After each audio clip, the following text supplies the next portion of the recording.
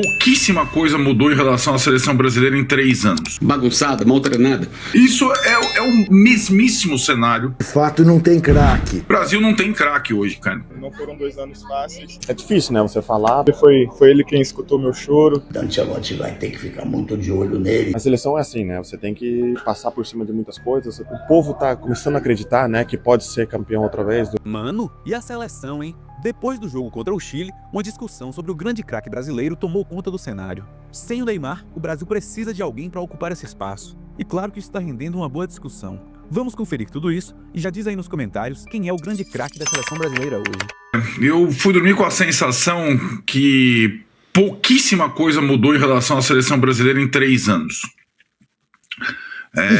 Os destaques ou as maiores virtudes da seleção brasileira continuam sendo as mesmas, né? As farturas pelos lados do campo, né? Então agora, hoje a gente tem o Estevão, tem o Luiz Henrique, né? Na seleção passada da última Copa a gente tinha lá o Antony, o Rafinha jogava daquele lado, o Vinícius, o Martinelli, aí o Danilo coloca: não temos um 9, não temos um 10. Continuamos, não temos um 9, não temos um 10. Até 3 anos depois. As referências principais da seleção, algumas delas seguem sendo as mesmas resgatadas pelo Ancelotti: Alisson, Marquinhos, Casemiro. Não temos laterais, nem na direita nem na esquerda, absolutos. Isso é o mesmíssimo cenário da última Copa. E o meu destaque inicial foi sobre o Paquetá, porque o Paquetá é a figura, para mim, da última Copa. Por quê? Porque na hora H o Tite resolveu recuar o Paquetá, né? E colocar o Vinícius e passou a jogar, como o Trajano falou, com 2 volantes contra qualquer time. E foi assim com 2 volantes que ele perdeu a Copa, né? Contra um time, a Croácia, que tinha 3 muito bons no meio. O Paquetá, que ontem entrou no segundo tempo, ele é capaz de fazer uma função que nenhum outro jogador brasileiro faz bem, que é o terceiro homem do meio de campo.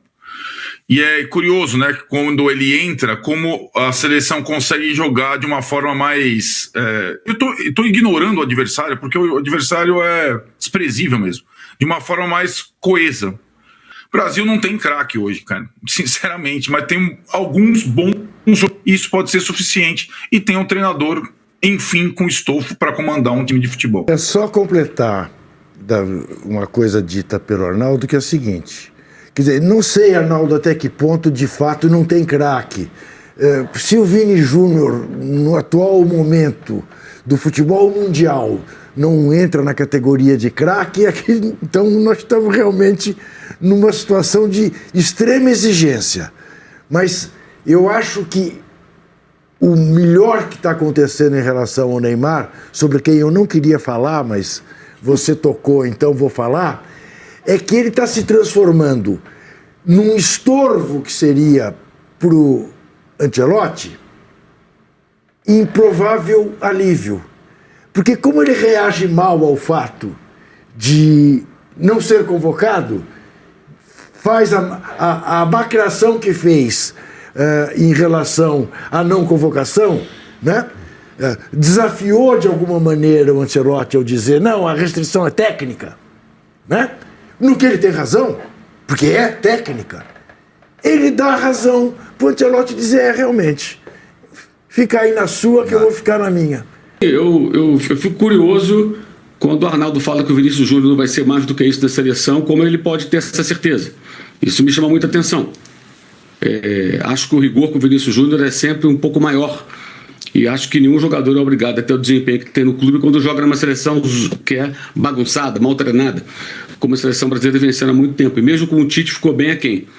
Isso vale até para o Messi, que a carreira quase toda jogou em seleções ruins e foi muito questionado quando eu defendia a Argentina, mas ele, na verdade, era vítima de times muito mal montados. Times até com um técnico que não era técnico. Maradona foi o comandante da Argentina na Copa de 2010, por exemplo. Então, me chama a atenção como que pode afirmar que não vai ser mais do que isso, como se a gente pudesse prever o futuro, né? Mas, enfim, é só um detalhe aqui que eu discordo do Arnaldo frontalmente. Eu acho que o jogo foi bom, acho que o Brasil tem bons jogadores, alguns com potencial para até ter um rótulo de craque ou coisa parecida lá na frente. Tem mais gente para entrar no time, né? Os dois do Real Madrid, Rodrigo e Vinícius, o Endrick, os três, na verdade, né? Vamos lá. Vai lá, fala pra gente, depois de tudo que você passou durante esses 2 anos, voltar à tua casa, né? Sempre vai ser a tua casa, o Maracanã, fazendo gol com 40 segundos. Queria que você pudesse falar o que passou na tua cabeça e a felicidade também de voltar à seleção brasileira. Cara, é uma sensação única. Acho que eu conversei com algumas pessoas próximas e eu disse que estava escrito, tinha que ser aqui, tinha que ser na minha casa, onde eu me sinto à vontade. Mas sou muito grato a Deus por tudo. Não foram 2 anos fáceis, mas estou de volta leve, sorrindo, feliz e espero poder ajudar muito a seleção. O que você pode dizer desses 2 anos hoje, quando você termina essa partida, entra no vestiário e olha para trás, como você resume esse período de tanta dificuldade e resiliência também?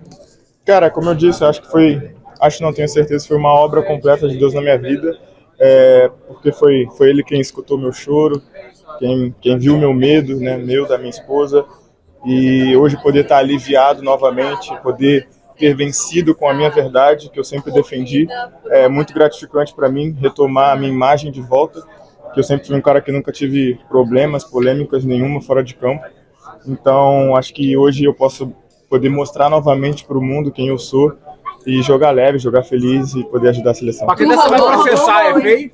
Cara, eu falei pra ele, 95% do gol foi dele, mas eu acho que a bola bateu na trave, né? Eu fui lá só pra conferir. Você é travante? Só pra conferir, Você vai processar. A seleção acabou ficando sem um plano B depois da saída do Tite. A gente sabe que o Ancelotti chegou numa corrida de tempo aí pra Copa, mas na tua visão, o que já deu pra recuperar com esse trabalho dele nessas primeiras 3 partidas?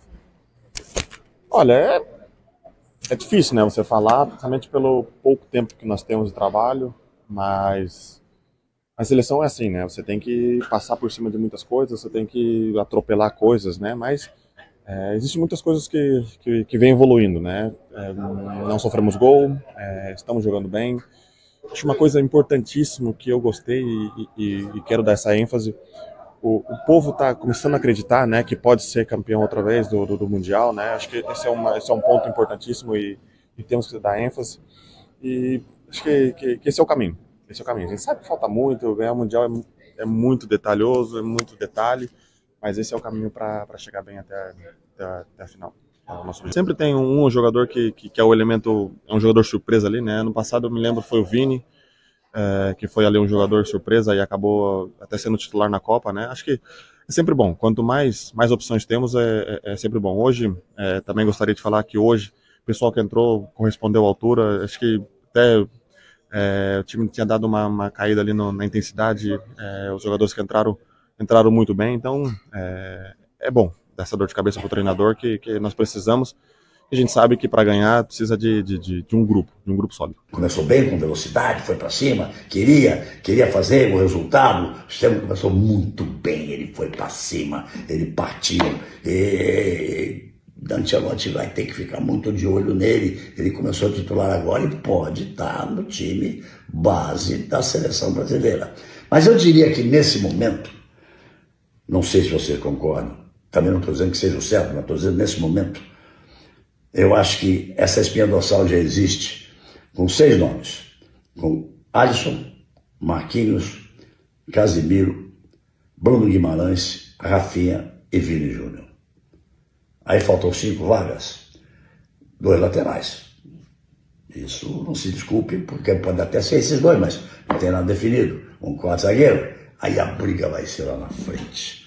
A briga vai ser lá na frente, porque volto a dizer que o Estevão vai dizer assim, eu fui para cima, eu fiz um golaço de meia bicicleta, eu fiz o que o senhor quis, eu dei velocidade, eu parti pela direita, eu parti pelo meio, eu parti cortando no facão, eu chutei em gol, eu passei, eu dei trabalho para eles. Tudo isso é verdade. Mas, no segundo tempo, o time estava caindo no marasmo ali, aí entrou o Luiz Henrique. Entrou voando. Olha, eu acho que com condições físicas até melhores do que o tempo que ele saiu do Botafogo, onde já jogava muita bola, jogou sempre muita bola por onde andou. Mas entrou voando. 2 bolas dele podiam entrar, foram 2 toques de 2 jogadores, né? Um do Paquetá, outro do Bruno Guimarães, mas ele fez as jogadas, ele botou para cima, ele foi para cima, ele correu. Então esse é outro que o Ancelotti vai ter que ficar de olho. E aí ele vai começando a montar esse time. Acho que esse foi o lado mais positivo. A fotografia tirada no final do jogo com todos os jogadores, com toda a comissão técnica, com o Ancelotti no centro, aquilo mostra que todo mundo estava satisfeito com o resultado do jogo e já existe sim uma espinha dorsal de time, que são esses jogadores que eu acabei de citar. Agora vamos para terça-feira, Bolívia. Antes a gente descia em El Alto, pegava um ônibus da seleção, a gente pegava um carro e descia 500 metros para jogar em La Paz a 3.600 e pouco. Agora o estádio é lá em El Alto, a 4.150. A gente de brincadeira diz que lá o avião não aterrissa, ele estaciona. O que será que o Ancelotti vai fazer?